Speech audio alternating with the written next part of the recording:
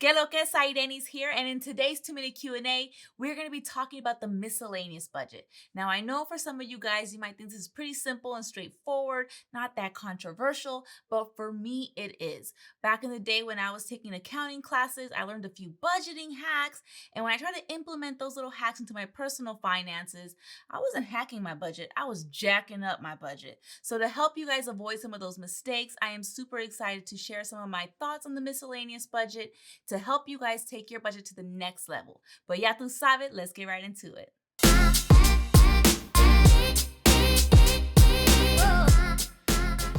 So today's question is, I keep going over budget for small expenses that I didn't budget for but that I need. I've read all of these budgeting blogs and they simply recommend adding a miscellaneous line item within my budget to help me catch all of these small unexpected expenses. I'm wondering, how do you manage your unexpected expenses, and do you have a miscellaneous line item within your budget? This is a great question, but I have a counter question for you. What are you going to use your miscellaneous budget for? Like, what do you consider to be miscellaneous? Because technically, anything could be considered miscellaneous.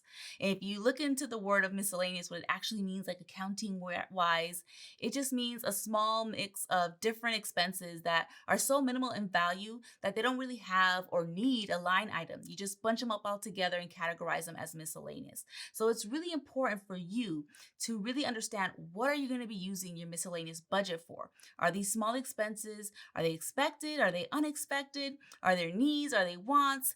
And the main reason you want to be clear on what you're going to be using your miscellaneous budget for is that you don't want to lose focus of what you're budgeting for. And that can be kind of dangerous in any industry, and especially when it comes to your personal finances. So the issue that I have with the miscellaneous budget is that it's not as straightforward as everyone makes it seem.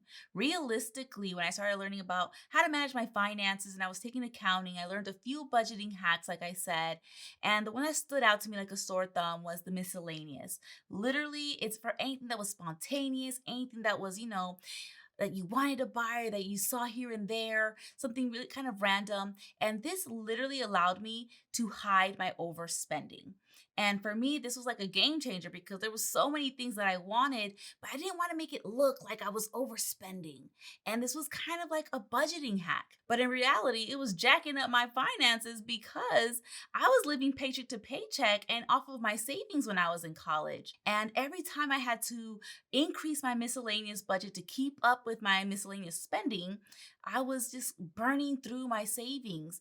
And it was kind of putting me in a very difficult position because I would spend all of my miscellaneous money and all of my personal money in the beginning of the month.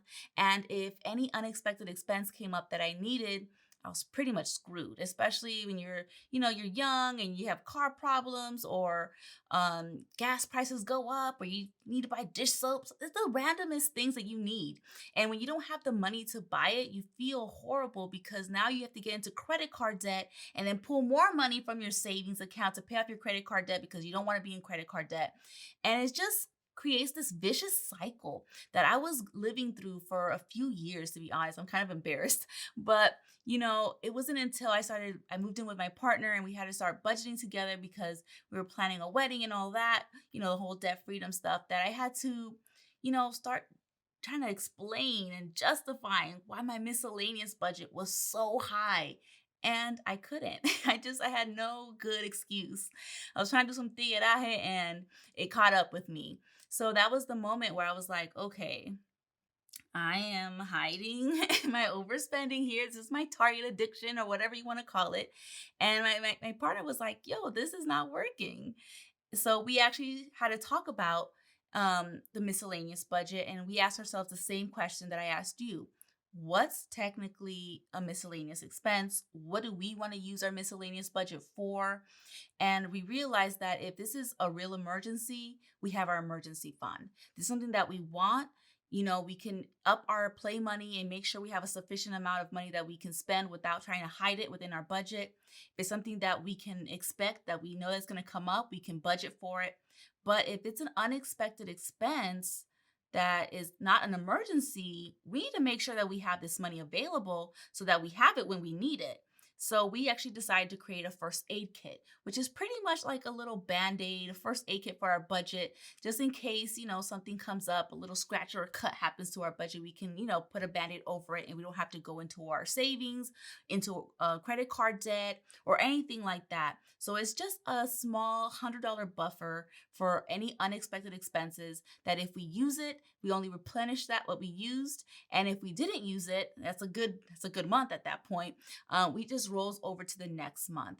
And it's very beneficial because again, it's very purposeful of what it's for. It's not for a spontaneous thing that I want to buy. If it's something that I want to buy, that's a lifestyle choice. It's my play money. Once it's gone, it's gone. And I can't really justify having a miscellaneous anymore. That's, just for fun stuff.